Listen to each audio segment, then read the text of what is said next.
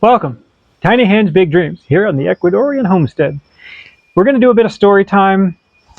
What it's actually like to move to Ecuador. What our story was. There's some people that just get on a plane and then they go and then they're there and they just buy everything new again. That's one. Our journey was sordid and Oof. complicated and exhausting and all sorts of things. There is a story. So we're going to get into not just like the timing and the aspects and the things, but also like how we felt about it.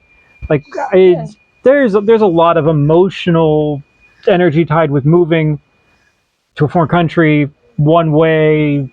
Yeah. Okay. There's a lot here. There's a lot. I guess a little bit of background, if you don't know, we decided to move to Ecuador 6 years ago. I'm making this up. I have no idea. I can't remember anymore. Many years ago.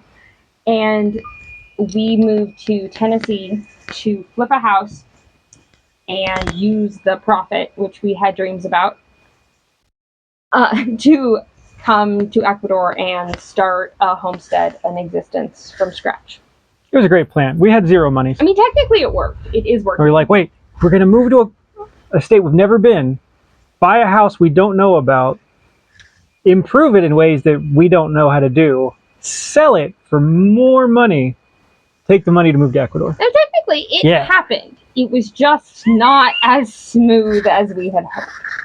We've done 2 videos, I think, on the journey of remodeling that house, which was epic. Yes. Epic.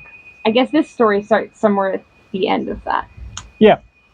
So it starts our journey to Ecuador. Really, we'll skip all of that. Although it's a great story if you just want an entertaining story to listen to on some headphones.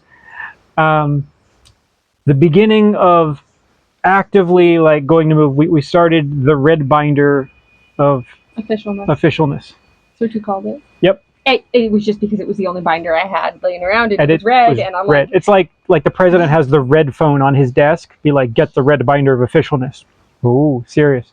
At some point, I realized all official papers in the research and the starting this process that I was going to need to be extremely organized because we couldn't lose paperwork. We couldn't mess up our dates.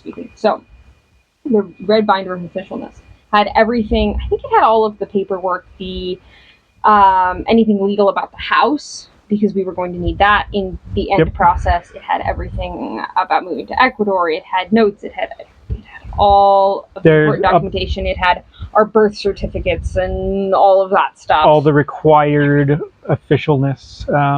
Start that thing with your life. We did literally it. So yeah, that's I guess where this story starts. Yeah. Oh boy. In the midst of remodeling a house with no more money left, literally no more money left, we also had to figure out all of the paperwork, which I think we grossly underestimated. Yeah. The stress and anxiety of such a process. It's a process. And so you get into these weird, you need this paperwork, but it's only valid for this many months after date of issuance. Oh, okay, so you get 6 months. But it takes, to get something from the state, it could take 3 or 4 months. So if I apply for it now, it gets here in 4 months, and then it's only valid for 2 months. Well, we don't know when we're actually going to sell the house. We're still finishing it. We're going to put it on the market. But we want to leave the absolute second that we can. So you have these moving, sliding windows of time. And all the paperwork doesn't have the same date. No, all the different dates. And we had stuff from different states, from Tennessee, from Colorado, from Washington, from California.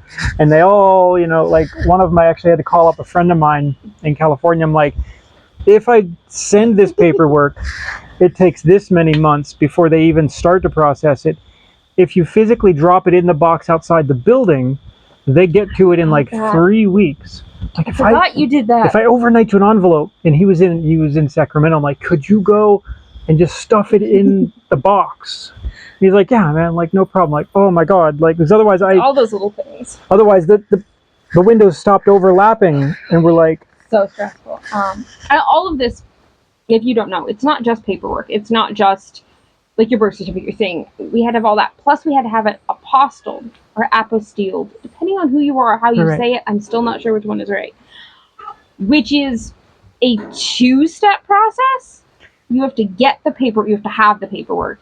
Then you have to send it to the state. well, there was like so you get a document like a marriage certificate, okay, which you think is an official document, and it's stamped and everything. No, you first have to go and have it notarized. That's right. So it's official document to begin with. Then you get it notarized. Then you have the notary verified, which was a state level function, and then from the notary officialization, you have it sent to the apostille office. Then they send it back to you. We figured out that we could put an envelope in an envelope. So we take it, we have it notarized. Phone calls we made of like, if we send you this with an envelope, can you send it back to us? Could you just put it in the next envelope and send it on its way? So you're putting an envelope in one envelope that are different addresses with notes Because and otherwise, different checks to otherwise we different would have had to places go for different physically amounts. to some of these places. The other side of the oh my state. gosh. Yeah. All right, so that was apostille. We had to get fingerprints. Seems like a it seems like a relatively simple shut up. It seemed like a relatively simple process. I've never been fingerprinted, but I figured it was pretty easy. So you can go a lot of places. There's a bunch of private places that'll do it. We decided to go like official. We went sheriff. we went to the sheriff's. We went to like the main sheriff's office. I mean, they do fingerprints. We figured this was a totally legitimate option. Should be fine. It's a law enforcement agency. So then you send them off to the FBI to get your criminal background check. Which these are like physical fingerprints, like with ink. Yeah. We're like, yeah, that should be great. And then you wait. And you're like, and you wait. Remember, your windows are shrinking, and it comes back. These you have to get that, and then you have to go through all of the notarization, apostille nonsense stuff. Well, no, except for that one, because that was a federal document. In a federal document, you don't have to apostille. That's it's a right. federal document. But we had to have it. But we had so then we get back that mine came back, and it's great. And here's your entire criminal history of no, nothing. Like we both know we have no criminal history. Right. This should be fine. We're just waiting for it to come back. Hers comes back. It was rejected. Turns out she gardens. If you garden, hard. If you garden, here. So, well, it's not even gardening. It's like no. Okay, do you see those? Do you see them? Okay. So her fingerprints are rough, imperfect, and basically, yeah, they the stress of that. They're like submit new fingers or something. Seeing the rejection, like I've been now rejected. What do I do? Time to let your fingers re-fingerprint and heal. Don't do work. Don't pack. Don't finish the house. Don't anything else. And time keeps on slipping. So then there's another process which we recommend, which is the digital version. Which I guess I thought was maybe more questionable as far as accuracy. I don't know. I guess we just thought the most official way was the different sheriff. Place that has the digital recorder thing. You put your stuff down, your fingerprints. They look at it and they go yay or nay, and you go okay. We had the confirmation before we got to the car, and I'm like, oh, accepted. And we're like, oh. Okay, so there's another because $60 or $70. It's just a better process. So gosh, I would recommend that. The digital scanning looks at your fingers. The physical scanning only touches what's on the outside. Yeah. So it was just a better option. So the relief. So the stress ball in the pit of the stomach. Like, we get all this paperwork. I mean, I don't even know. We had to search down some of the paperwork. Oh yeah. Phone calls, things, different states, all of this. In the meantime, we were also finishing the house. Frantically finishing the house, all the little details. And you would think that in remodeling, I don't know, we kept thinking we were done. Kept thinking, okay, we're done, and then there'd be like, oh, and you have to like sweep this, and you have to like touch this paint. There was baseboards. Oh, none of the door handles match. We just need to buy all new door handles. It's just all those little bits at the end, even. Yeah. And then there's cleaning, because this house has been just absolute dumpster fire the whole time of just dirt and things and just blah, and cleaning it. And then we had showings. Okay, it's ready. We're ready. Let's do it. How'd that go? So we had a buyer. Well, we missed the mark on our timing. We did. So the market does this. And we were trying to and we just put it on the market here. So we catch the lull. If we had waited longer, we would have done better. We really wanted to leave because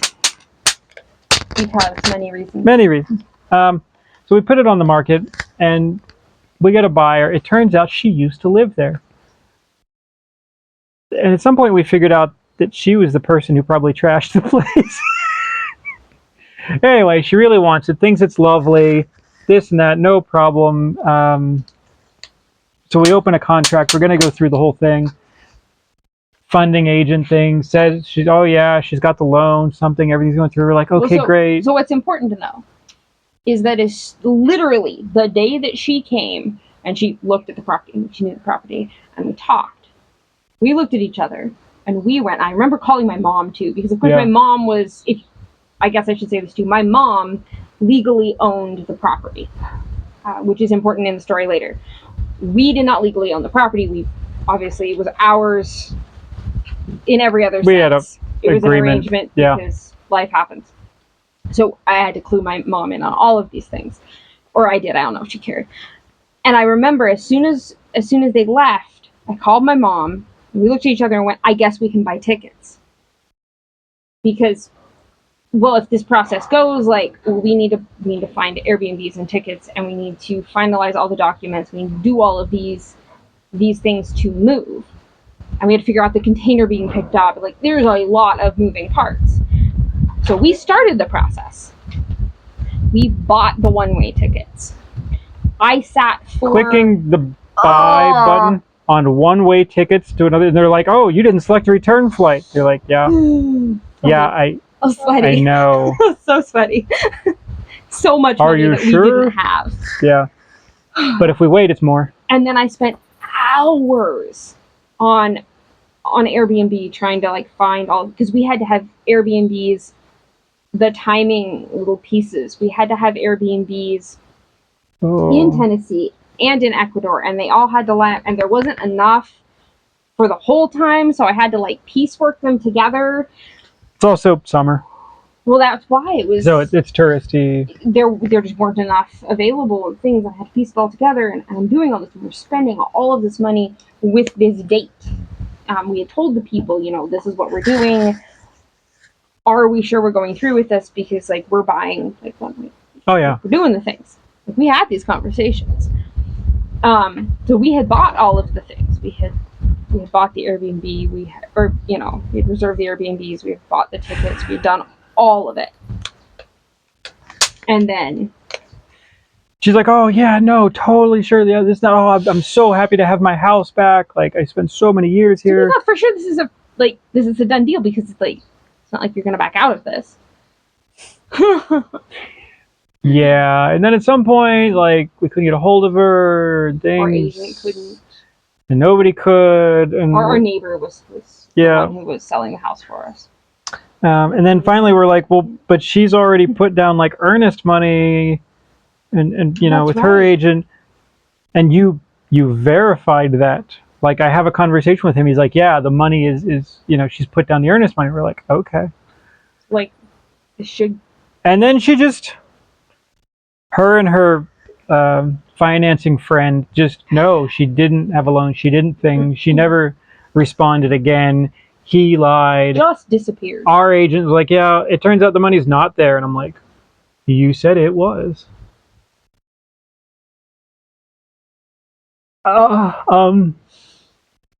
We now have many thousands of dollars of I cannot express the level of stress and anxiety in that time. I don't know how long this section of the story really was. It felt very long.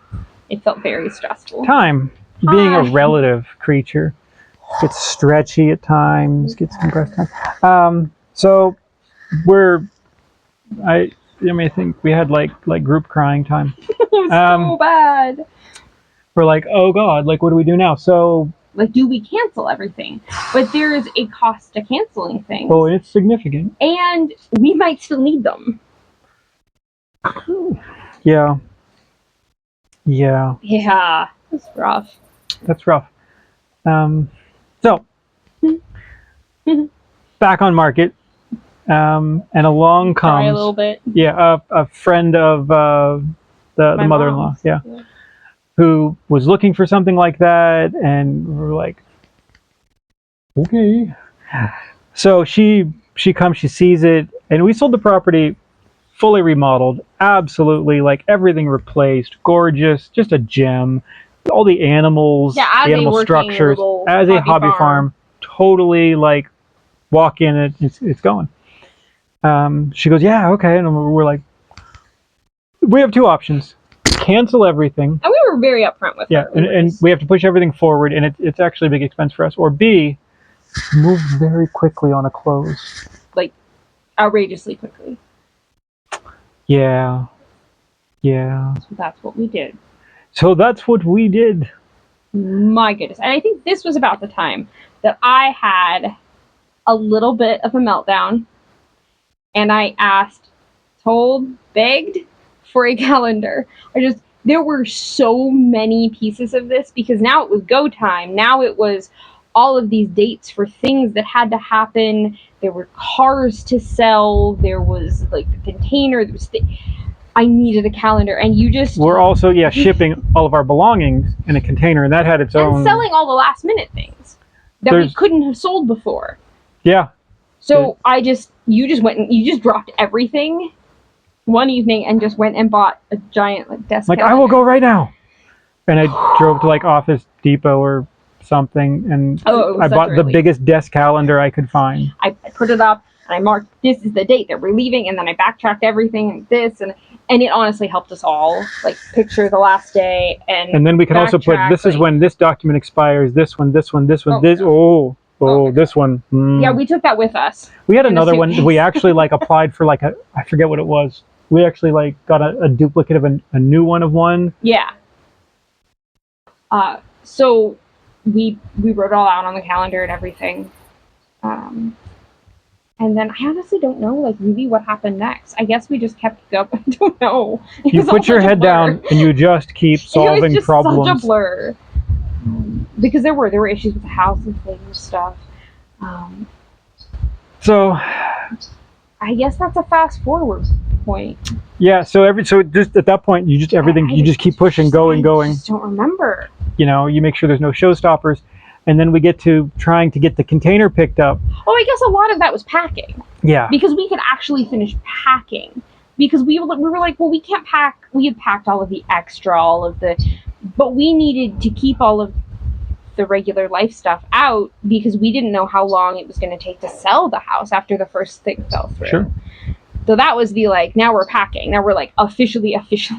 Now we're camping inside of our own house with minimal things. My God. That's right. We had to time. Okay. So we had a container. This was a stressful evening. We had a container that had to be picked up. If I get this right, we had to have the container picked up, which meant we had to leave the house because there was nothing left in the house because it was on the container. Right. So if it was not coming with us on a plane in suitcases, it was in the container. Yep. Period. Which meant we had to leave the house. The house that had animals. The house that still had to continue.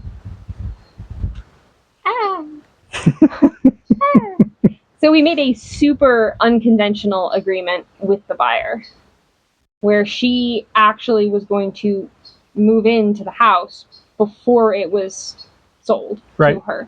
Right. Because someone had to take care of the animals. We couldn't just abandon them. Oh my gosh. So there was the last night in the house. No. Not the last night in the house. The convoluted, we had to literally pack everything into the container up until we needed to go to bed. And then we went to the Airbnb and slept. Things I have forgotten. Which is also where we screwed up. That was the night we screwed up our packing. When packing a container, do not, I repeat, do not double number.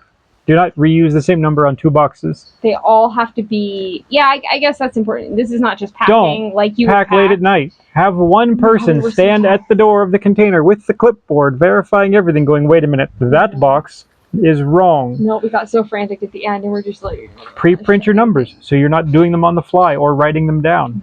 But we didn't print enough, and then we packed the printer. Well, of course you packed the printer. And we didn't pack enough, because we thought, oh, for sure it's enough. Wasn't enough.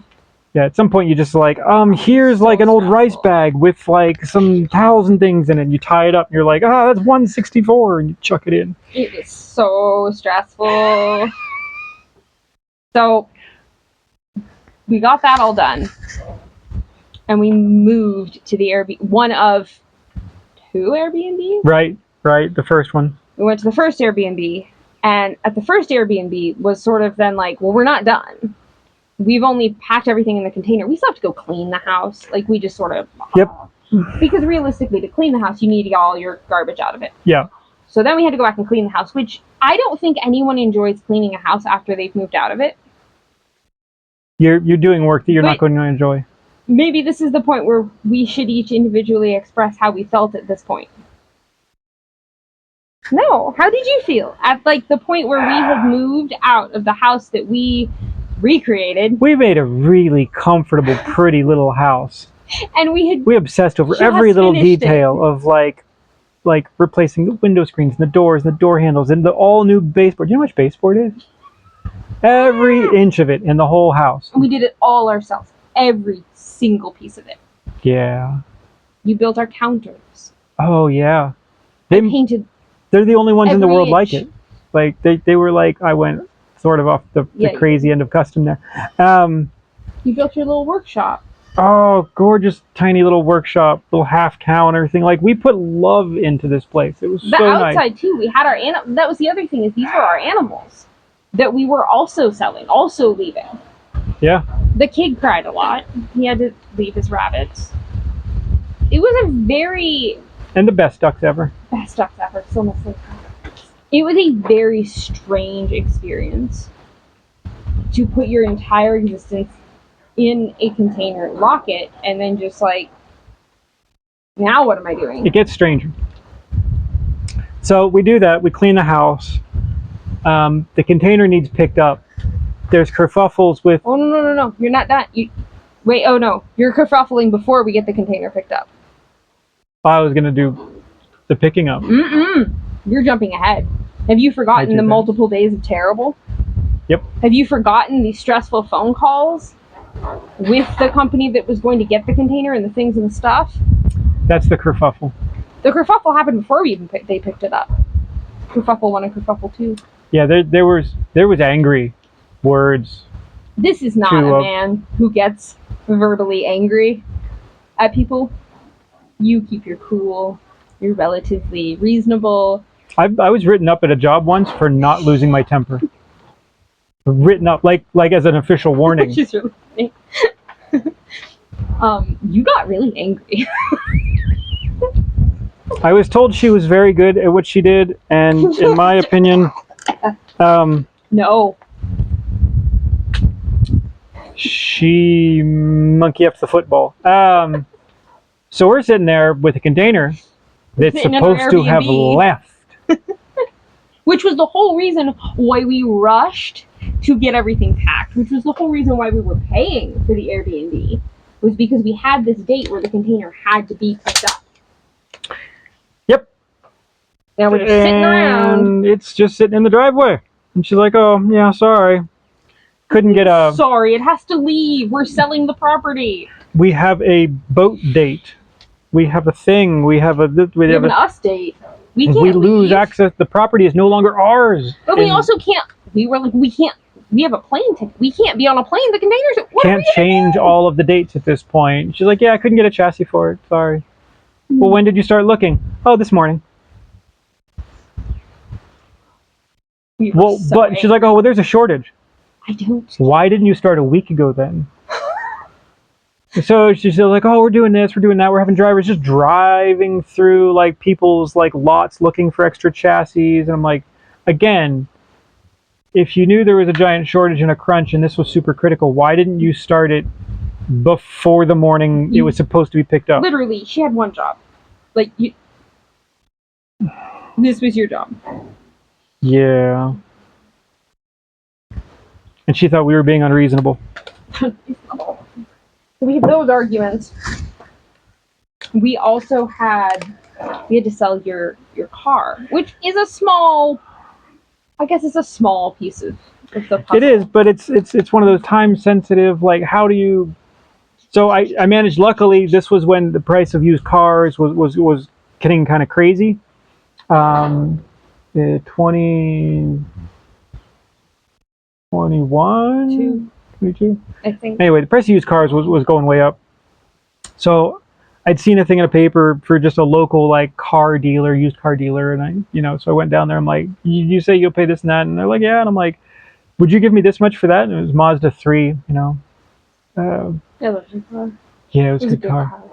5 years old, and they looked at it, they're like, oh, that's pretty clean. It was in good condition, like it was in great shape. Well, except for the windshield. Oh yeah, it was hail. It had hail damage. Colorado. But I'm like, it has hail damage, and they're like, there's people that will take the hail damage for a few thousand off. I'm like, okay. I'm like, but here's the rub. It's not today. In fact, it's somewhere in the next like couple weeks. And they're like, what? I'm like, I still need the car the pieces of the puzzle for and like a few more weeks, and then I'll bring it back with this much more mileage, not much, in the same condition. Like we can both agree on that. And they're like, okay, if you come back the same condition, the same everything, then we'll give you this much for it. Sweet. So I had like a deal.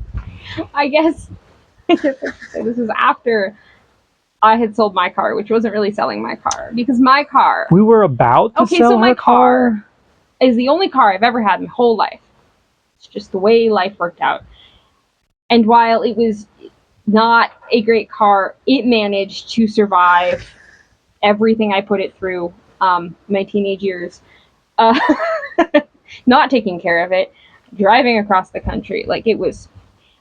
And I was like, okay, so I just need to make it to like the end, and I'm gonna sell it for like a few $100s. I don't care. I just need to make it to. It did not make it to the end.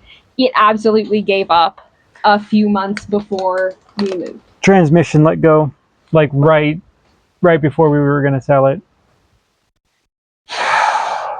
Bummer. So then that was just a side note. So it was just one of those weird things. At that point, we're like, I'm not gonna fix it. Yeah, we called a junkyard of like, so. It's your car. Yeah. Yeah. It was we were down to only your car already, which did make all of the, and that was part of this. I really wanted to keep 2 cars until the end so that we could like both be trying to like run errands and do all of these pieces and puzzles and things, and I could go back to the house and think, no. So we only had the 1 car. Luckily my mom was there and willing to help quite often of ferrying things and stuff, and oh my god. So it was your car, and that's when I guess that was like near the end of things that we so I sold my car and then I got a rental. Oh my god, the boat. Drove the boat and I'm like, this is horrifying. I don't know why we had to get a boat. It was so big. The biggest car. I don't remember what it was. It was so big. Like, I might as well drive a truck. Like, it was just so big and so useless. I don't even remember what that was. I don't remember either, but it was just ridiculous. This silly, silly car. Yeah, so we had that. Stuff starts to happen. Stuff just starts flying by, and you're just trying to, like, make sure you get the high points, the key points of things to make it all happen. Container actually gets picked up. We moved to a different Airbnb. We went to the second Airbnb. Which was great. The first Airbnb wasn't great. The second Airbnb was lovely. It was lovely. It was scent free. I just want to point that out. They finally found a chassis. They're going to pick up the container. The container is supposed to be picked up 1 hour before our flight leaves. Now we're still taking care of the animals in the Airbnbs. So we would have to go back and like feed them and put them away at night and then get them out in the morning and things and stuff. Twice a day. and we were not next door. We weren't far away. I had to make sure the Airbnbs weren't too far away from the house so that we could do that. So we had one last night where we took care of the animals. It was the last night before we got on our plane. And the container was still there. And we got up the morning of the flight. After this was not a non-emotional experience. There's a lot of emotions attached to all these things. We could probably I should gloss over some of it. My mom had moved to Tennessee the year before, which meant that we were in the same state. We spent a lot of time together, and we went on a walk. She wanted to take us on a walk and say goodbye to my mom. It was a very strange experience. I'm going to see you sometime, which I still haven't done. Thanks, Mom. You have to come visit. And of course, the kid was feelings. It's feelings. The whole thing was feelings. It was exciting and it was terrifying. Actually, and it was. He had a house, a home, animals, family, things. He finally had all the stuff. We all did. We were we have why are we leaving there were definitely points of why are we leaving a house that we made nice? It's like jumping out of a perfectly good airplane. You're this airplane is perfectly fine, and there's no reason to jump out of it right now. We could just stay, be fine. So the morning of our flight, luckily it was not a super early flight. It was relatively early. It was 8 o'clock or something, but it wasn't outrageous. We pack up all of our, the night before we had to repack all of our suitcases because we've been living out of suitcases for a week. Yeah. To repack them all very carefully. And wait, remember we had a scale and we just left it at the Airbnb? I remember talking to the people. I'm okay, so we're doing this weird thing. There's some stuff we can't take. Can we just leave it here? Yeah, so we left the scale there. The bathroom scale, we were within a pound on every suitcase. Because we knew we were going to have months where we were only going to have what was in suitcases. But we don't have enough weight left over to take the scale, too. And we don't really need the scales. We just donated to your Airbnb, and they're okay. Oh, man. So we get up. Oh, we go to the house did we forget the house for the last night? We went to the house to say goodbye to all of the animals. Yeah. And, that's going to make me emotional. And that's when my mom's friend came to get Brownie, remember? Oh, yeah. Which was Eli's. We had rabbits. We had meat rabbits, but this was his rabbit, which we did not want to just leave to the fate of whatever would happen with the property. So she came to get him as a pet rabbit, which was a very emotional evening. And it was the last evening at the house. It was a lot. Rabbit went on a very cushy life. I know. We got pictures for a long time. It was a good life. But still, it was all very emotional. It was. So the container gets picked up. Yeah, it was supposed to be right before we get on the plane. We waited at the house until I'm okay, I can speed and get to the airport in this many minutes, drop off the rental car, how tight can I cut this? And the woman that was buying the house was there because she had showed up that morning, I think, just to be there because she was taking over at that point. Yeah, the crane guy shows up. They're professional. A local crane guy. They're right down the street. They show up. And he was good. Shows up, parks truck. He's all right, we're ready to go. We're sweet. I like you guys. Oh yeah, because we had to arrange the crane as well to get it on the truck. And then so we're waiting on this chassis with random trucker person. And then finally we're oh, they're here. It's only a little late. Okay. Okay. And we're watching them. No, we did not have the easiest driveway in the world. No. It was steep and it was off a highway. It was steep and it was uphill and almost 90 degrees. So you had to stop on the highway and then turn and back up. But it was paved and wide and it was. Yeah. I could get the bus up and down it. Yeah. So we're watching and backing up. Rocks off the driveway. Ooh, watch out for the ditch.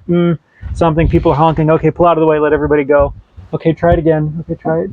Oh, this goes on for a while. And the whole time I'm so we have a flight. Yeah, finally I go down there and to talk to the driver because the crane guy is just like he's getting a little irritated at this he's point. very clearly irritated. Like, this is ridiculous. And I'm like, I'm so sorry. is there anything I can help you with? And she's like, yeah, I can't get into your driveway. And I'm like, yeah, I see that. What are you supposed to say to that? Can I help you? And she's like, I don't know. She's like, I'm like, well, if you do this and you crank the wheel this way, it should go right in. And she's like, oh, well, do you want to do it? Like, honestly. And I'm like, Pretty sure you can't legally do that. I can't legally. I debated it, but I've never driven a tractor trailer, and I'm not actually sure. And if something terrible happened, oh boy. Right, and I'm like, I've driven almost every vehicle in the world, but I've never driven a tractor trailer. Like, I would just have to be familiar with, like, where's And maybe your you brakes, your don't things. How does your familiarize yourself gears in that particular instance. work? Right. And I'm like, well, no. So I can help you. I can try to guide you. I can this. And she's doing it for a while. And then she sort of gets it. And then It's not like at least off the highway. And then she got in the driveway. And then she just started like getting off to the side. I'm like, you got to go straight up the driveway. And just go. It's just straight up. Just, And then and we're like down to the minute of like we are at the last minute where like we have to leave. so finally, and I went down there again, and I'm like, and I explained, this is everything we own in the entire world. We have prepped for years to put things in this box to take it to a new country to move. That's everything we own in the whole world. I have to go. Our plane, like, we should have already left. All I can ask you is please do a good job and don't give up. Don't give up. She looked like she was about to give up and just cry and drive away and just tell her dispatcher to send somebody else, which blows everything. Because it would have missed the boat. It would miss the boat, the crane guy, the thing, the something. And we had to leave. Thousands of dollars of delay. We had to go. So we handed the woman who was buying the property, we handed her a blank check to pay the crane guy because it was however much he was going to charge, however long he was there. Right. So we handed her a blank check and we're like, good job. And we drove away. Yeah, that was it. I asked everybody to please do a good job. Please, just do a good job. And we drove away, like, What are we the doing? amount of, like, I thought this anxiety. was the worst idea. Why are we doing this? This was really dumb. This clearly isn't going to work out. This is a sign we should just give up. Like, what are we doing? But what else are we supposed to do except get on the plane? Like, we have nothing else we can do. There's no other option now. We just get on the plane. Or, God, because if we had to cancel and We move, didn't have enough money. there's also that. We planned originally to sell the property and be able to use that money as part of like the moving. Yeah. We were down to scraps because we had not actually sold the property yet. Yeah. So we're like, well, we can't show up with zero money because you have to rent a house, you have to buy things to eat, we had some amount of money. But we didn't have enough to repurchase all of this. To move the flights, No. to pay all the overages for the I so the changes. clearly remember. So we got to the airport, and luckily it's a dinky little airport. It's not like it takes long. It's a great little airport. I love that airport. Tri-Cities Airport. If you ever get the chance to live near there and fly out of, like, and it's just a nice little airport. So you go in, don't even mind flying after and we're all just like, I don't even know what people thought about us. We just looked absolutely destroyed and terrified. I returned the rental boat, which we had to clean out. Do you remember? It was just full of junk. It wasn't just suitcases. It was just junk. Oh. Do you remember that? It was all like those last minute things where you're like, oh, there's like this random trash and this thing, and You stick it in whatever you have, and at that point it was a rental car. Yeah. So we returned the rental car, and we like walked to, and literally it's the tiniest airport. It's not like walk to the gate. It's just right there. You just like walk over there. You can see it. And I had to pee because I just had to pee. So I went to the bathroom, and I got a message on my phone from the woman who was buying the property of the crane picking up the container and putting it on the truck. And she's like, it's gone. It has left. Everything's okay. It's paid for. You're fine. And I was just like, oh my God. I remember leaving instructions like, make sure she straps it down to the truck. Like we Don't. entrusted so much of our life to other people in that moment. Like please make sure it's all okay. And what ended up happening was the crane guy just moved his crane. He just came around the other side so he could pick it up. Move the crane She just, here, she got it close enough up the driveway, and he's like, just that's it. Moved the whole thing and just here. Yeah, you just reset up. So, good God. we leave. And that was only a flight to Atlanta. That wasn't Sure. our flight. So it was just the Atlanta, which sort of doesn't feel like a big deal. And so you're like, okay, I'm still in the U.S. Things. We putter around the airport, whatever. Have dinner, things. And then we get on the flight that leaves the country and we're not coming back. It was a very strange thing to do. It's a very strange thing. Yeah. I think somewhere along the line we missed having to call the airline and ask, like, remember we had to like fake buy a return ticket. Oh. Oh, yeah, we had to buy a return ticket. No, that was for Ecuadorian customs. Yeah. You can't get into the country on a one-way ticket. I This was forgot like about the night that. before. This was the night before as well. I remember this, or the 2 nights before or something. Sitting in the Airbnb going, we have to somehow... You have to show a proof that you're leaving the country again within the visa period, because you show up on a tourist visa, which gives you 6 months. So you have to show an exit. Months. You can renew it again, but it gives you 3 months. Okay. So they're like, well, the cheapest way is you buy a bus ticket to like Peru, which you can just buy like a bus ticket across the border. You're never going to use it. You're never going to refund it either. Or you buy an airline ticket and then you refund it. Now, the problem is the only refundable airline tickets were like full, expensive, like, You didn't have the money for that. That was like, are you sure it can be refunded? Are you 100% sure? How long does it take to be refunded? Oh my gosh. Because that was like literally everything that wasn't cash in our pockets. There's thousands of dollars for this return ticket. And then as soon as we got to Ecuador, it was Delta. And we called Delta. We were like, can we cancel that flight? And they're like, yeah, sure. Can you refund it? They're like, oh, yeah. I'm like, oh, thank God. So we get on the flight. Things you didn't know about. Right, we get on the flight to Quito, which is a long flight. It's a tiring flight. It's a tiring flight. It's not actually that long. It feels long. It feels It's not that very long. long though. It's like this far on a map. But it feels very long. But Quito is an odd little airport. It's like split. So there's there's 2 sides to it. There's like the food and Are we gonna skip shops. over the horrifying moment in the airplane, just for everyone's sake? Oh. Okay, we'll just brush over it. We're not gonna like go into detail. Eli was, I don't know, how old was he? Jesus, I can't do math at all anymore. He was 8. Sure. I think he was 8. Yeah. We ate dinner before we got on the plane. There was turbulence. Did you forget this? Oh, There was look, I've turbulence. tried to wipe certain things out of memory. It was an important part of the experience. Poor kid. He might have my sensitive stomach. It did not go well. We're just going to leave it at that. I felt so bad for him. Like, it was just, like, all of this stress. I'm sure some of it was also, honestly, stress. Yes, he's a kid. That was a lot to happen in a short amount of time. And I think Also, some of it was stressed. He would sometimes just throw up because of a car ride. Sorry, that's my genetics.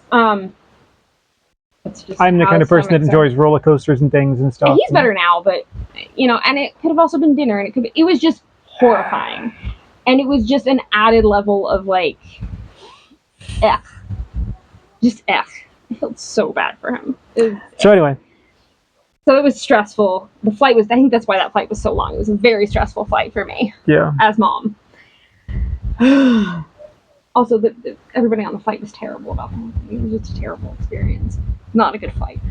It also smelled really bad in the plane, and it was hot, and I think that was a big part of it. It was just a miserable flight. So we get there, and you have to get through customs.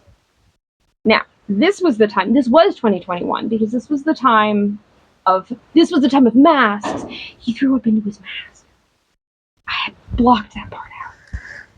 Because I think the mask thing was part of it. It was just the nasty air and the thing. And we were just all hot and disgusting. I forgot about the masks. Oh! Historians will look back on that and not understand how the horror of that. just. Oh. So we get to customs, and I had the crushing anxiety that he has clearly been sick. Like, there's no way to make him look not sick at this point. Senior chipmunk. Oh, okay. And I was so afraid because everyone was still all nervous about all health things. I had the crushing anxiety that we were going to be in some way prohibited. Yeah, like, oh, you're sick. And so I'm trying to make him look like, act not sick. Straight back you go. Thing, but act not sick. It was so stressful. And it was also the easiest customs experience ever. Ecuadorian customs, actually, I will rant for a while on the U.S. customs. Oh my goodness. I'm sure they're nice people when they're not at work. I don't agree. She was never going to be a nice person. Some people are just bitter. I don't know that I've had a good experience at U.S. Customs. I don't know where they find those people, but they should leave them. Anyway, Ecuadorian Customs is pretty great. They give you the evil eye. They look at your documents. You say, what you're doing, and they're like... fresh little passports, or yeah. The kid and I did. Yeah, and they're like, well, welcome to Ecuador. We're like, okay. That's it? Oh, and then there's I thought, they're going to go through, we had we each had a carry-on duffel bag, we each had a rolling suitcase, we each had a backpack, we had everything. And they are packed to the gills. And oh my gosh, if you want to go through them, I'm going to have a breakdown because I'm so tired, and I'm going to have to repack these on. And they're Tetrised. They're hard Tetrised. And I'm the only one who knew what was in which suitcase. And I only vaguely remembered. So... You didn't touch our suitcase. Yeah, so you go through and you get your bags, and then... And you're supposed to, go to, the... There's an x-ray scanning thing. He just waved us He's like, no. I was like, oh! You go ahead. They're pretty easygoing people. I like them. We clearly looked like we were not doing anything nefarious. Look, the gringo families don't ever cause a problem. Literally, family of gringos is responsible for what catastrophe ever on the earth? Never. For terrorist attack? Never. No. So we got in. Now, all flights, or at least at the time, got into Quito very late. So there's this weird thing where, all the flights, I think a majority of them still do. So you basically have to be somewhere. Well, we had decided to be. We had to be in Quito, remember? Oh. So this was a little bit different. We had to be in Quito to hand off all of our documents for our visa. Normally you have to do a midnight to 4 a.m. or 5 a.m. or something in a hotel to get a 6:30 flight to Loja. But we decided because we already had to be there, we could hand him the documents in Quito. Yeah. Our lawyer that was doing all of the visa work. Because they were in the red binder of officialness. They were not in the red binder of officialness. They had moved on to the waterproof zippered folder pouch thing. Which was the new red binder of officialness. I thought the red binder of officialness was not waterproof, and I felt it was a better choice to make it zipped and waterproof. If the plane went down in the ocean, our documents were safe. I did not leave my sight. It was on me at all times. Yeah, you don't leave it in the hotel room. I think it was on room. you, actually, but it was on one of us. No, it went with us everywhere. Doesn't get set down. I don't know. 4 months, probably? It does not leave a hand. Gosh. So we went... I don't know. I've lost track.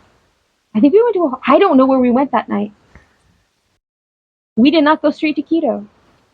I have no idea where we went that night. I thought we did go... No, we showed up in the morning. to Quito. Did we get like a hotel near the airport? I think so. God, I blacked that part out real hard. Things go by. The outside of Quito, we did. I remember because I remember the next morning with them, and they showed up with breakfast. So this was one of those that. points of things to plan of something of we need in Like Quito, not just the Airbnb, but a hotel that night because the airport is not in the city; it's way out of the city. So we actually ended up getting an Airbnb right outside of the airport because I mean, there's going to be a bunch because they obviously know like that's a thing. They were very lovely people. We slept for a few hours. We got up. We got a taxi. We arranged a taxi. That was a bit of a kerfuffle. He ended up being a nice guy. Yeah. That took us to our Airbnb in Quito. And he was actually the one who arranged the taxi for us, I think. Because he came and got us. Oh, because one of the biggest problems we had, it was the most stressful part of our beginning experience in Ecuador, was trying to find places. Because there are no addresses. So for us to try to, in broken Spanish, communicate where an Airbnb is, where a place, something is. It's a different system. And it's very stressful when you are tired, when you are all of the things that we were. Yeah. So we Airbnb'd for a night, 2 nights? 2 nights. I've also found we've had middling luck with send me a map point for location. They're like, and sometimes people like, you know, we're hip to it and they're like, oh, here's a map point. Which, oh, great. I can go exactly to a GPS coordinate. I don't. Right there. Right there. Other times people are like, and like just the idea of a map or a map point or, you know, an app. Or, yeah. Otherwise, intelligent people just couldn't. Just don't map. That's just not something they did. And I couldn't explain it in a way that made sense. So we went to an Airbnb in Quito. Mm-hmm. And that sort of, for me, was like the beginning of our, like, Ecuador experience. And that was... We walked around Quito for a few hours. The guy who we got the Airbnb through was real nice. He wasn't around. But his friend was a taxi driver. And he's the one who picked us up. Right. And he sort of worked as the driver for the Airbnb, which is probably good side work and tips. But he also had the keys to the Airbnb, and he like showed us in things. And he's like, oh, be careful around the door, things like watch your phone, like don't trust that guy right there, like who's leaning against the building. Or like. So Quito is a big city. I would like to be in the country. Jungle, the forest, the wilderness. I am not a city person. Shady people milling around. What do you do? Why are you here? It was just I think it was a much harder culture shock for me than going to Loja would have been. Yeah. It was a big city. It was a lot of people. No one had any patience for you as a human being. Gringo or otherwise. Like there wasn't that level of like patience, kindness. Nope. Not really a bit. No. We walked the city and swiftly realized that we were at high altitude in Quito, breathing through a mask, and I was going to die. Gonna die. Yeah. Oh, I was just gonna pass out and die right there in the street. Yeah. So that was sort of the end of like our grand adventure. We went to the mall to meet our lawyer. Yeah. Oh, so that was possibly the most where we hand part. over all of the documents we have protected with our life of high importance that we have taken so long to procure that are irreplaceable in this country that we are now in. And he's like, okay, yeah, they just grabbed them. We're like, and then he's just like, we're like, dude. Do you understand? He's like, oh yeah, I deal with this all the time. I handle official documents every day. Okay, but they're my official documents now. Like these are not easy to come by, and we cannot get more. And then we proceed to watch him as he wanders around the floor below us. We're on like the upper deck, and he's got our paperwork, and he just and he's on the phone and he's talking, he's gesturing to somebody while he's on the phone and with things. Our paperwork in his hand. It's not even in a folder. He just has it. And we just sat there like, if one of them flies out, I'm going to jump to the first level, beat you to death and pick up my paperwork and walk away. We were a little stressed. We're a little stressed. It was a very stressful experience. And then we just laughed. And we're like, I guess that's that. I guess we trust him. Oh. And then there was another Airbnb. Man, there were so many. I think there were 6 in total. So then because this was in Quito, because we needed to meet him in Quito. So every one of these plans was like on the timeline, on the thing that all had to be done ahead of time. That like, if everything tries to change, there's this like. Oh no! So then we got another Airbnb just for the last night. That was again by the airport, so we could get to the airport very, very early in the morning. Because the city is far enough away that you don't want to risk it. Yeah, it's not. It's like an hour plus away. So I didn't want to do that. So we'll go there. We'll be real close to the airport. Slept again, and we're trying to eat this whole time with our meat, gluten-free, dairy-free. We're a lot of fun to go to restaurants. Also, I'm someone who needs to eat regularly. I can't just, like you could just not eat and you'd be okay. We had trail mix, we had beef jerky, we had things stashed away. But we needed regular food, so we're trying to like eat and not get sick, because gosh, if we get sick, if you gluten, if we like get sick from something, ugh. We're trying to like bottles of water, things.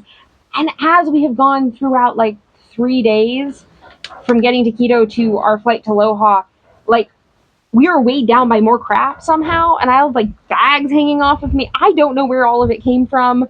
Like, oh, we'll buy this thing. So we like awkwardly pile all of our garbage in a taxi. Remember, they couldn't fit it all in the taxi because it was like a teeny tiny taxi to take us to the airport, and we couldn't get all of our luggage in it, and it's like we're holding it in the dark, early in the morning, on some street that we don't even know where we are. Realizing there's not enough time to call another taxi. Like, we literally just have to make it. Holding suitcases. You start looking at the suitcases of like, one of them may stay here. And then we got on the flight to Loja, and I have a full-blown panic attack.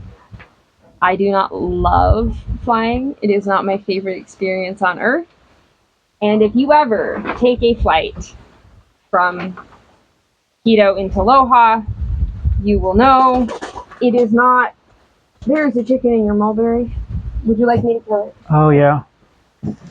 That chicken, too.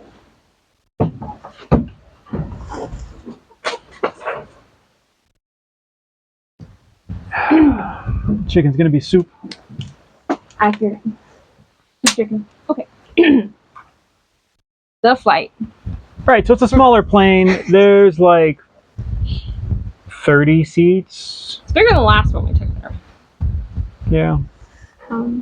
You swoop between mountains. Yeah, they just, and then they're like, the mountains are up here. And he just like runs the valleys. I wish I was a person who enjoyed such things more. Yeah, it was good. It was very beautiful. Good. I did not enjoy it. Yeah. One little bit. Not a bit. Historically, you have not enjoyed coming or going out of Catameo Airport, which is Loja's airport. No, I do not enjoy. The trip out, our first visit That there. one was fine. Yeah, we just sat there on the runway bouncing around like this because there was too much wind. There's too much crosswind and the pilot's waiting. It's like, okay, so we're waiting. And the plane's bouncing around. We're just sitting on the end of the runway. You're just waiting, and at some point you're just like, okay. And all of a sudden, like, the plane stops rocking, and he's like... He didn't announce anything. He just went for it. Just zero warning. Whoa! Everyone on that plane looked a little alarmed. Whoa! That was like launching a Corvette. That one didn't bother me. Yeah. I don't like landing. Hate landing. And it feels like you're just going to run into the mountain. And I don't like it. You can hear the terrain warning from the cockpit. So much. Terrain warning. I'm very aware that they do this. It's fine. Things, logical brain leaves. Did not enjoy. It's good times. It's great. All right, Loja. Loja's a lovely city. If you had to pick a first city to visit, Loja's lovely. It is. There's nice places.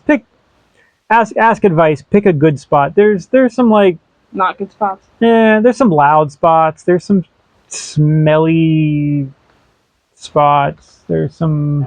So we had someone pick us up at the airport, which was lovely. Having your name, it was something about that was such a relief to me. Like, I don't have to find a taxi. I don't have to like Somebody have else that who has a clue is now going to like pave the way for us, so we can just like.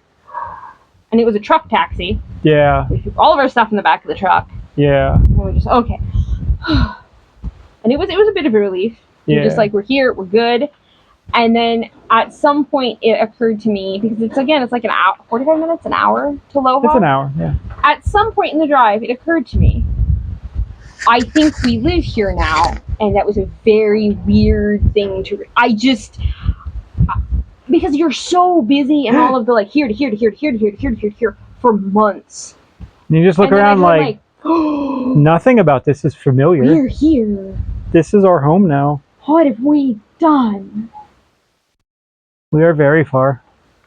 Now, we had picked our Airbnbs as carefully as one can on the internet with the information that is provided and your limited ability to communicate with someone in a foreign country. They don't often, if you ever get the chance and you're unsure about an Airbnb, just say, can you take another picture of what the front of the Airbnb looks like from 100 meters down the street? Just let me see the front of the building and the street that it's on.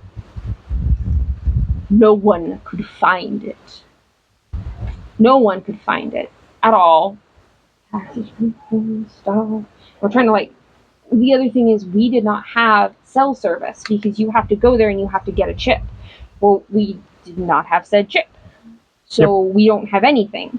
So we can't contact anybody, and we're trying to and do things, and we can't. And so we're trying to like go through the taxi driver to contact somebody. Like, can you call them? Because we can't, and we can't talk to them well. And it turned out it was on a road that no one could drive down. The road was like this and gravel. And rutted and like scary. You could go down it on good days, knowing that you might not in the right vehicle at the bottom. If the road wasn't in terrible shape. You were not going up it though. No one's going up that thing. Which was not where we really thought it was. Yeah, it was also the bottom of a 3-story building. Yeah amongst other taller buildings, and you never realize you're in a basement in a cold city. And I'm trying to like, okay, this is all stuff you probably don't know. I'm trying to be very positive and optimistic. We're here. This is where we wanted to be. This is what we like. All she the was things. Trying to be so overly positive. You could tell. I was also like, so I want to sit tired. down and cry because this sucks. But I mean, how many nights had it been of not sleeping in in weird Airbnbs and oh my god, I was so tired. And I just thought, okay, we can just relax. We can be here. We had it for like 3 weeks. This is like we can figure out everything. We don't have to do anything. And I was so hopeful, and it was really nothing like I pictured it being. It was cold. It was so cold. It was so cold. I think we spent 3 weeks being cold. There was no extra blankets. And the worst mattress no heater that had ever existed, I think, on the face of the earth. Eli's was literal concrete. No, it wasn't his. He switched us. Oh. He switched us for every single Airbnb for the worst mattress. Yeah. He literally got every worst mattress because we're like, well, we're old. We'll just die if we don't have a good mattress. Bang! Actually made a noise when you hit it with your hand. Bang! Nothing moved on it. It was horrible. I'm sorry. There wasn't. The owners were very nice, and that was the only positive that I can come up with. He was very nice. We could not dry laundry because it was so wet and so dark. Because if you went to the back and you looked up at like 70 degrees, might have been you daylight. could see daylight up there. So cold. Above the fence of the floor above you. I wouldn't expect the cold. It was so cold. There's no way to warm up. Then we ended up having to buy heaters because it was just cold and dark. And everybody above us was so loud and used a blender so often. People in Ecuador love their blenders. It's so loud. There's a lot of good fruit here. We're planning like to sell solar packages for people, and they all say the same thing. Oh, fridge, lights, things, blender. Huh. Blender. Blender. It was not a great time. I perhaps had a moment by myself, luckily, the first day, because you die after that type of a trip. You comatose, you end to recharge. I just really wanted to eat. This has happened twice now, coming to Ecuador. I'm just like, I just really want to eat something. And you want to sleep. So you were sleeping, and I don't know, Eli, I think, was like, I don't know, he was playing, he was doing something. I had a total meltdown of, oh, I don't know why we've done this. This is horrible. This was the worst choice we've ever made. Why are we here? You get a little hangry. This was, it's cold, it's dark, it was honestly kind of a miserable place to be. And the internet wasn't working, which for some reason just like capped the whole thing of like, we couldn't get the freaking internet to work. We don't have cell, like I couldn't communicate. I couldn't even talk to my mom. Like there was nothing. And there was a very sudden, like, we have totally cut ourselves off from why are we here? Yeah, I don't know if you ever had that moment, but there was a lot of why are we here? Yeah. Yeah. Most of the kitchen didn't work well. No. There was no hot water. And the only hot water in the shower was really, really, Do you know in Ecuador, questionable. Oh my God, it's so cold. Hot water is kind of a new thing. Not everywhere has it. Almost never is it at like the kitchen sink. No. Sometimes it's to a shower. But if it's a retrofit, sometimes they put in these shower heads and they sell them in the local hardware store. And it's a shower head and it's got two wires that stick out. And you're supposed to put 240 volts AC to these two little 6-inch wires that stick above your shower head with wire nuts. I'm like, wait a minute, you want me to put 240 AC above my head into the water stream? Yeah. And usually the ground is just left there because nobody has a ground in their house wiring anyway. They don't work well. One, you just don't have enough wattage to heat the water. So you have to turn the water all the way down until the safety switch in the shower head almost turns the water off. So it like piddles warm water at you. Piddles warm water. It was the only place to get warm. And pray you don't get electrocuted. Right? It was not good. We tried really hard to like, okay, we'll do. It wasn't a pleasant time there. Yeah. It was loud. It was smelly. Yeah. It really sort of solidified I don't want to be in a city. Because we were only 100 meters from the main road that goes through Loja, you get all the trucks and the buses and the things driving by. So all of the diesel fumes would just drift every time one went by, which is like every 8 seconds. Would just drift through the house slowly. Gross. And there were, maybe more for me than for you, there were a lot of, I want to say growing pains, that's not right. Not even culture shocks, just, it was hard in the beginning. We didn't have a vehicle, and we eat everything from scratch. And I think that's what was hard for me because it's my job in our life. So the Airbnb to feed us was really sparse on the kitchen stuffs. And then to go buy food, we had to do it every couple days because we had to be in a taxi. And I just hate it. I could never be in another taxi again and be really happy. Just always having to get a taxi and you're trying to haul. It just felt so hard. It just felt really, really hard. Yeah, they drive like they stole it. And then we had to like hike all of that up our little like road hill thing. And it just felt really hard for the first few weeks. That's it. It was just hard. Yeah. I didn't have any of my stuff. And I think that was a big part of it. And we couldn't settle anything because we knew it was temporary, but we're also trying to like establish all of these things. Yeah. Which was really hard. It was a difficult transitional moment.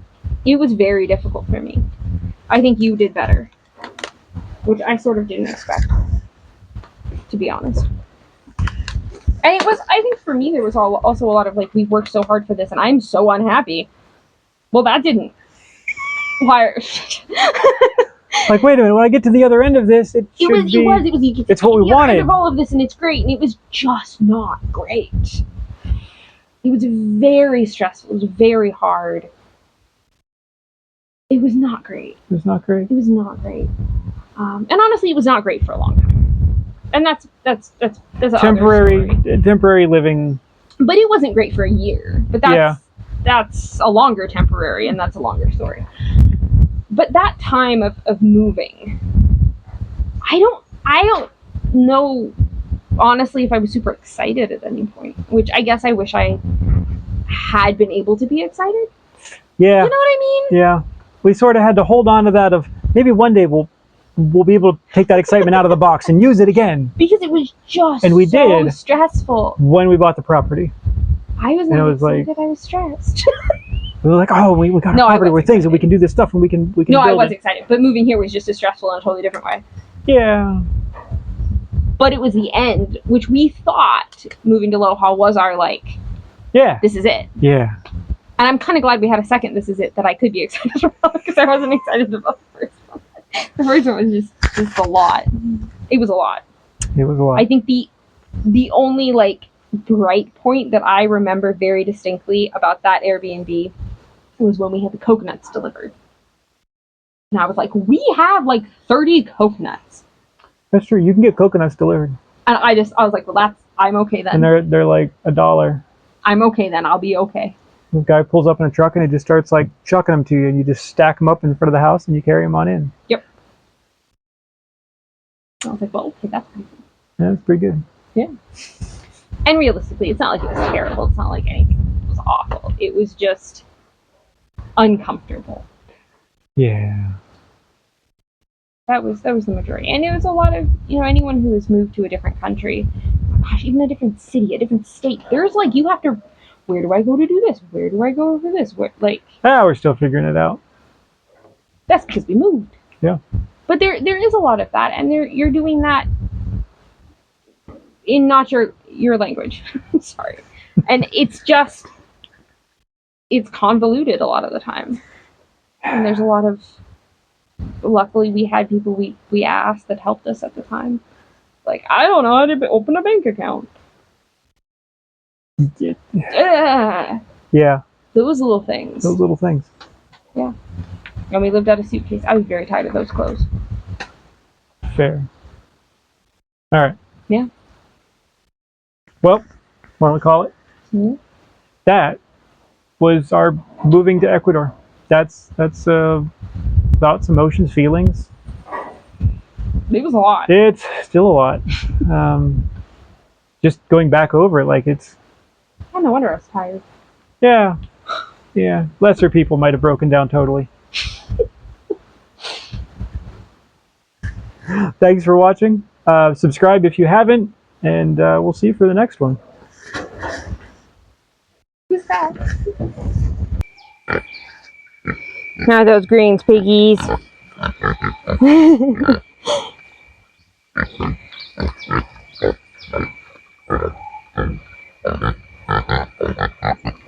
don't have any more, I'm sorry.